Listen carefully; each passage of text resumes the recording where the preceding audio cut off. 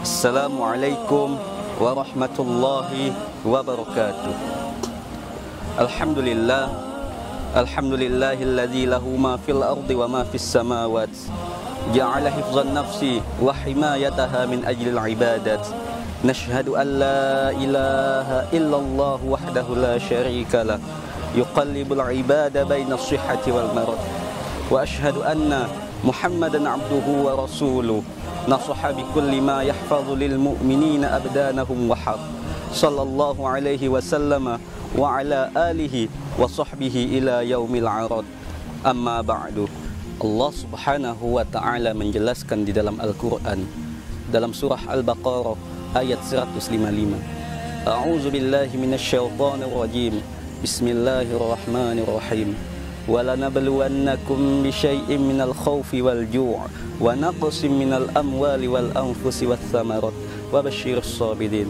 Dan pasti kami akan menguji kamu dengan sedikit ketakutan, kelaparan, kekurangan harta, jiwa, dan buah-buahan.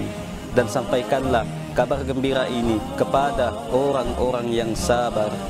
Para pemirsa yang dimuliakan Allah Subhanahu wa ta'ala, belakangan ini COVID-19 atau biasa kita sebut dengan virus corona memang mengubah banyak hal dalam hidup kita sehari-hari. Apalagi semenjak wabah COVID-19 ini ditetapkan sebagai pandemi, tidak tanggung-tanggung. Bahkan wabah ini memakan korban yang cukup banyak dalam waktu yang singkat. Kita lihat berbagai kebijakan serta ikhtiar yang dilakukan oleh pemerintah serta masyarakat, mulai dari physical distancing, kerja di rumah, belajar di rumah, bahkan beribadah pun di rumah. Upaya itu tak lain hanya untuk memutus rantai penyebaran wabah COVID-19 ini agar tidak semakin memburuk. Ayat ini sangat jelas menunjukkan bahwa kita harus menghadapi musibah ini dengan sabar dan memasrahkan semuanya kepada Allah Subhanahu wa ta'ala. Maksud sabar di sini bukan berarti kita tidak melakukan apa-apa, akan tetapi berusaha untuk segera keluar dari pandemi ini dengan cara yang baik dan diridhoi Allah Subhanahu wa ta'ala. Lantas, pelajaran dan hikmah apa yang kita dapat petik dari musibah wabah COVID-19 ini? Di antaranya yaitu, yang pertama, tumbuhnya kesadaran kita akan kekuasaan Allah Subhanahu wa ta'ala dalam suatu hal yang dikehendakinya, dan kita sebagai makhluk yang lemah tidak dapat melawan takdir dan ketentuannya.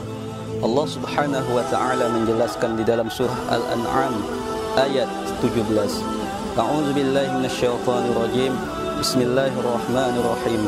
Wa iyyamsaskallahu bidurrin fala kashifa lahu illa hu wa iyyamsaska bi khairin fahuwa ala kulli syai'in qadir. Yang artinya, dan jika Allah menimpakan suatu kemudaratan kepadamu, maka tidak ada yang dapat menghilangkannya melainkan Dia.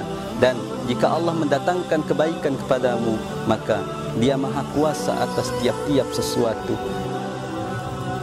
Untuk itu, kita sebagai manusia tidak layak untuk sombong atas apa yang kita miliki. Ma'asyiral muslimin yang dimuliakan Allah Subhanahu wa ta'ala. Hikmah yang kedua yang dapat kita petik dari pandemi COVID-19 ini, sebagai ujian bagi kita selaku hambanya, guna untuk meningkatkan kualitas keimanan serta ketakwaan kita. Jika kita terima dan hadapi wabah pandemi COVID-19 ini dengan penuh keimanan, kesabaran, dan ikhtiar agar terhindar dari wabah yang berbahaya ini. Adapun hikmah yang ketiga, COVID-19 ini menyadarkan kita akan substansi ibadah, bahwa ibadah tidak mesti dilakukan dengan berjamaah dan beramai-ramai. Terkadang ibadah perlu dilakukan dengan menekur diri dalam kesendirian.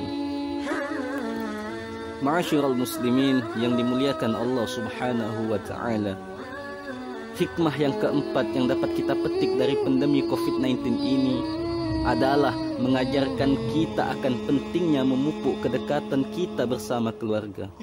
Kebijakan agar beribadah dan beraktivitas di rumah saja mendorong kita untuk meningkatkan insentitas interaksi kita terhadap keluarga tercinta. Adapun hikmah yang terakhir yang kita dapat petik dari pandemi COVID-19 ini adalah meningkatkan solidaritas kita kepada sesama. Akibat pandemi ini, berapa banyak saudara-saudara kita di luar sana yang tidak bisa mencari nafkah untuk keluarganya. Dengan demikian, yang harus kita lakukan adalah bagi kita yang diberi kelapangan oleh Allah Subhanahu wa Ta'ala dalam rezeki kita, maka sudah selayaknya kita untuk membantu saudara-saudara kita di luar sana. Semoga pandemi ini segera berlalu, dan ingat 3M, mencuci tangan, menjaga jarak, dan yang terakhir, menggunakan masker di saat beraktivitas di luar rumah.